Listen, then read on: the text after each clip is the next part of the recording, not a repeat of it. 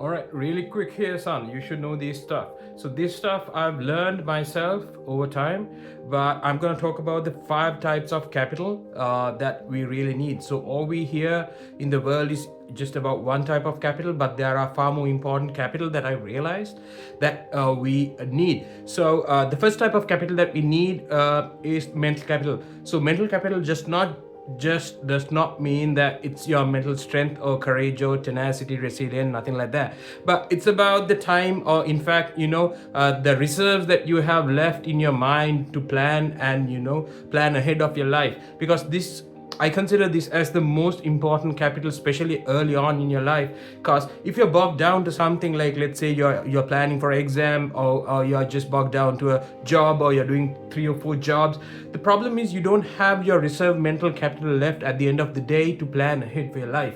So the problem with this is, it affects you in the long term without even letting you know how it has affected. Because all the decisions you make now would really affect you in the coming years and the decades to come. So whatever the plans you make with less mental capital, they are not going to be ideal or optimal for your future. So the problem is, when you do those stuff, when you plan ahead with less mental capital, when you're bogged down to certain things and you're totally stressed out, you won't be able to make great plans ahead for yourself. So number 1 is mental capital. We'll be discussing this further deep down, but these are the 5 types I should briefly mention to you. Number 2 is your physical capital. In Buddhism, they say something about arogya paramalabha, that it means that your health is your optimum wealth.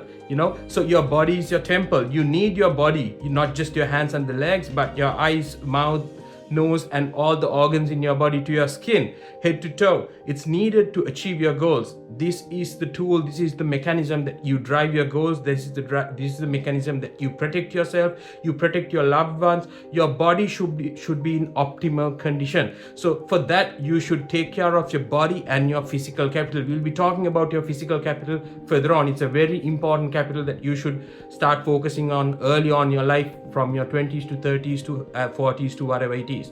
And number 3 is time capital. It's something that is totally underestimated, but totally really important. Because whether you like it or not, the bitter truth is, if let's say you figured out that you messed up your life in your late 60s, the fact that you would be able to recover your life is quite low, because you don't have much time left. Your time capital is gone. Provided that if you recognize that your life is messed up in your early 20s or 30s or somewhere around that, even 40s, even 50s, you have more time left on earth just to undo your mistakes and see the good part of your life. It does not just apply to age, but let's say just you have an exam. So if you started ahead 1 year for your exam, you would have 1 year of time capital for your exam that you could invest for a better result. But if you start studying just 1 week ahead to your exam, then don't expect much out of your exam. You would be wasting that 1 week plus whatever the time and the money that you have put down on that exam. So time capital is really important. We'll be talking that further on. And number 4 is financial capital. That's what's talked upon on social media, online, and everywhere, because it's totally emphasized that you need money to start your business, to improve your career, to do your exams, to further yourself in life. But the thing is, it's not that important than other capital, especially mental capital. So but it's a crucial capital that you should know. We should be further discussing on that, and there's a lot of resources on the internet to figure out how you should gain financial capital. So further on, we'll be discussing how we can use these capitals, invest these capitals to gain whatever the capitals that we are missing in life. That's the whole purpose of this briefing. But number 4 is financial capital. Number 5 capital is your I just slipped it. Social capital. That's social capital. Social capital is not just the amount of connections that you have in the society, but it also is a determinant of your power.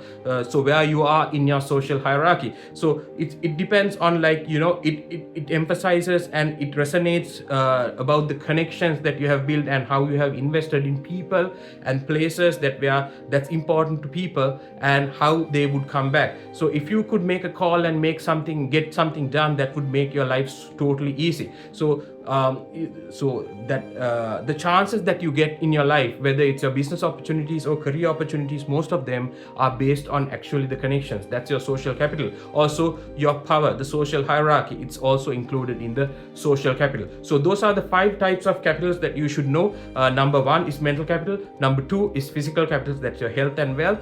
Health is wealth. And number 3 is time capital, the amount of time that you have and you have to invest in achieving certain goals. And number 4 is financial capital, the totally discussed, the most famous type of capital. And number 5 capital is your social capital, that is the amount of people that you know, the social connections, and also your social hierarchical power. So we'll be discussing further on how to improve these capitals, and how to invest these capitals to get other sort of capitals in your life. This is a crucial thing that you should learn. So this is Project to My Son video 2. This is I'm doing as a repository of knowledge and experience to my son, which I did not get as a child, and I learned through hardship. And I feel that there should be other guys and girls who might need this stuff to encourage, just like myself. So that's why I'm making a repository of this knowledge. I hope it becomes useful. Follow me to learn about the future types of capital. Thank you guys.